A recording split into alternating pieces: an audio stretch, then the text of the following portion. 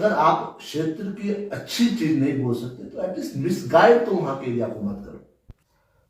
कुपी क्षेत्र से संबंध रखने वाले वो पेशे से डॉक्टर हैं अनिल अस्टा। उन्होंने कुपी की एम्बुलेंस को लेकर पीएनबी का धन्यवाद किया है, लेकिन उन्होंने कहा कि 108 की एम्बुलेंस की मांग क्षेत्र की अभी भी अधूरी है। उन्होंने कहा कि लोगों ने 2.5 साल से 108 एम्बुलेंस की मांग को लेकर धक्के खाए हैं।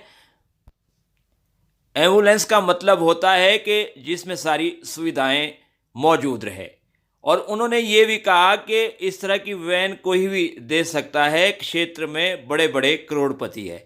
उन्होंने कहा कि इस तरह की जो एम्बुलेंस सुविधा है वो रजनीश किमटा भी करोड़पति है, वो भी दे सकते हैं, और स्वयं विधायक भी करोड़पति है, वो भी दे सकते हैं, और कोई भी डोनेट कर सकता है। उन्होंने ये बहुत बड़ा सवाल उठाया। उन्होंने कहा कि हर बात को चुनाव से जोड़कर नहीं देखना चाहिए, और क्षेत्र के कुछ लोगों को भी उन्होंने आगाह किया कि क्षेत्र के बारे में सोचे, और डॉक्टर अनिल अस्टा ने कहा कि उन्हें हमेशा चौपाल में रहना है और राजनीति से कुछ नहीं लेना है। और उन्होंने ये भी कहा कि जहां कोई दिक्कत होगी और मैं हमेशा आवाज़ उठाता रहूँगा।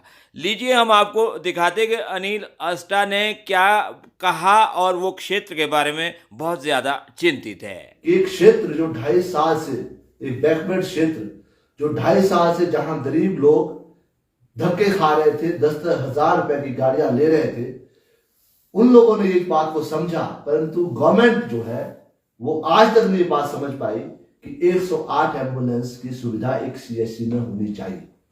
108 एम्बुलेंस की जो सुविधा चाहिए जिसमें हर प्रकार की फैसिलिटी होती है। एज अ डॉक्टर मुझे पता है एम्बुलेंस और वैन में क्या फर्क होता है। तो एक सवाल पर आप इधर आएंगे तो मैं आपसे एक सवाल करूं। डॉक्टर साहब, आप तो प्रोफेशन से भी डॉक्टर हो और आप ज़्यादा जानते हैं मेडिकल साइंस को, तो इसीलिए इसका एक महत्व बढ़ जाता है, खास तौर से इस बात को करने का कि एम्बुलेंस में किस तरह की व्यवस्था सुविधा होनी चाहिए। अच्छा, जनता को ये समझ नहीं आ रहा है, क्या मामला क्या है? आप इसको राजनीति से जोड़कर देखते हैं वहां के लिए जो ये इस तरह से किया जा रहा है, या वहां के लोग सरकारी एम्बुलेंस चाहते हैं जिसमें सुविधाएं होती है? अरे सर, सब लोग जानते हैं, जो पढ़े लिखे लोग हैं वो अपने काम में व्यस्त हैं।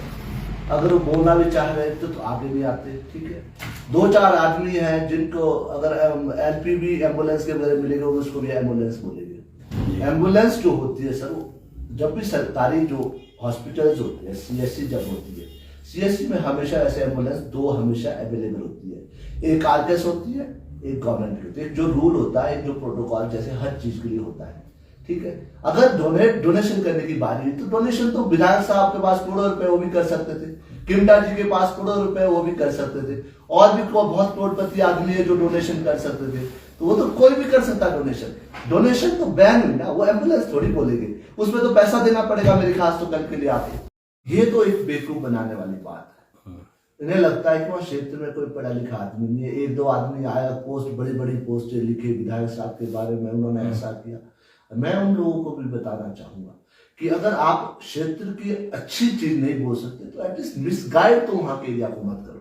एटलीस्ट ये तो समझो कि एम्बुलेंस और बैन और डोनेशन प्लस गवर्नमेंट की जो एम्बुलेंस होती है उसमें फर्क होता है, और उस फर्क को हमारे को समझना चाहिए। आप इसको इलेक्शन में मत लो, हर चीज इलेक्शन, 1 साल बाद इलेक्शन है इसलिए इसको इश्यूज को उठाओ, ये दे दिया वो कर दिया। इलेक्शन का दौर है, इलेक्शन आएंगे जाएंगे, पर हमने जो है पूरी जिंदगी यहाँ रहना है, पूरी जिंदगी हमने अपने इश्यूज को उठाने हैं। हम साथ मिलकर जो गलत है उसको गलत बोले और जो सही है उसको सही बोले, यही मेरी रिक्वेस्ट है। और धन्यवाद जी।